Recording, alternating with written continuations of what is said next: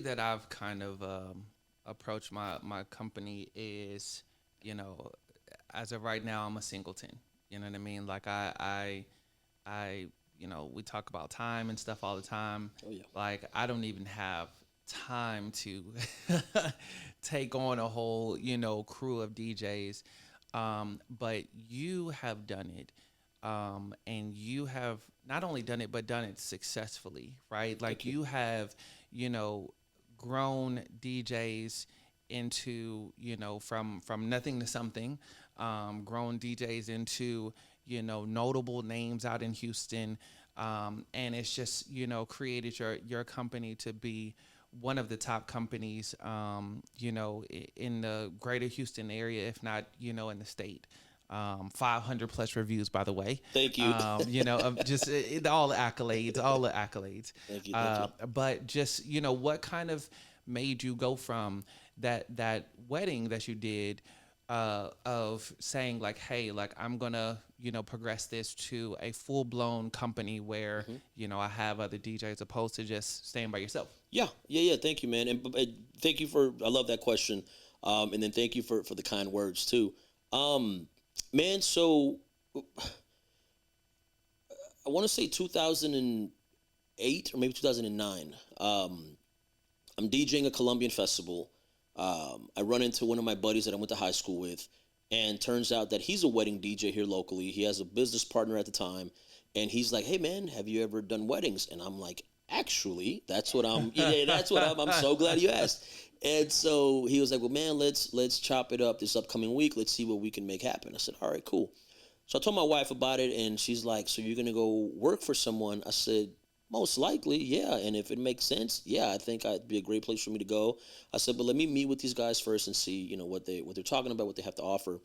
And so, long story short, I ended up joining their team, and it was a phenomenal experience. I learned a lot, man. I learned a lot of things to do. I learned a lot of things not to do, which is just as important. Hmm. But one thing that I will say, and I always say this, a big part of the vision came from being on that team because I was exposed to things that I'd never seen before. Things like uplighting. Now, when I say uplighting, in the world we're in today, we all have the really cool, fancy LED lights, and you push a button. Of What I'm course. talking about uplighting was parkan lights with gels, and so the client would say, "Hey, I want amber lighting." We'd have to get the amber gels and insert them. I mean, it was a different time, but just I'd never been to events that had uplighting. I didn't know what a custom monogram. I didn't know any of those things. And through that company, I was exposed to that, and I said, "Man, this is just a really cool deal." And that really kind of got me even more passionate about, hey, you know what? I really want to do my best to master this because there's a big opportunity. Full transparency, I knew that I wasn't going to be at that company forever, but I did plan to be there for a while. Yeah. Life happened, and I ended up being let go from that company. And in all honesty, like, I mean, this is now 15 years later. There's no hard feelings, but I honestly feel like the best thing that happened to me was being let go of from that company because it pushed everything up. It was like, hey, I had this timeline of maybe in a few years, maybe, as an entrepreneur, we're always waiting for that right moment. And the Yeah. truth is that there's never a right moment. The right moment is now because if you wait for the stars to align, the stars rarely align. So Yeah. if you're going to do it, like just dive into it now because otherwise you're going to watch the parade go by. And so anyway, man, I was put into that situation where it was like, hey, you're going to have to do it now. And that's what really got things going, man. As you were talking, I was thinking about how you were saying you were let go, and I was like, man, Steve Jobs was let go, right? And so, you know what I mean? Like, I think there's those times we've heard the story about these, legendary characters, in history that have kind of gone through these tough times, and then they found a way to just excel above and beyond. So, Yeah, I think that's pretty dope. thank you, man. I mean, I'm no Steve Jobs by any means, but yeah, man, it's like I said, it was a great experience. I don't always do this. I'm not gonna lie and be like, oh yes, but I try to, and I encourage people to, like, wholeheartedly try to take negative situations and make them positive ones.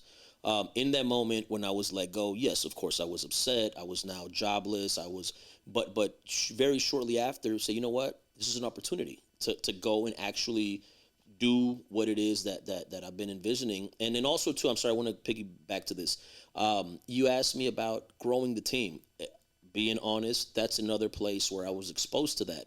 That particular company, they had DJs on staff, and it was a full blown DJ team, and I'd never been exposed to that. And so for me, having that exposure to all the awesome things that were happening, as well as the things that I didn't like and didn't agree with, which is ultimately why I got fired, because I was very vocal, and I shouldn't have been. I recognize that I was out of line, but I can't change who I am the same way you can't change who you are. Yeah. And being vocal about the things that I didn't agree with were ultimately what I feel that have allowed us to achieve the success that we have up to this point. You know, building a team, building it a certain way, you know, standing behind certain, you know, beliefs and principles. And so anyway, man, that whole experience is where it kind of provided the platform to get everything else, you know, rocking and rolling.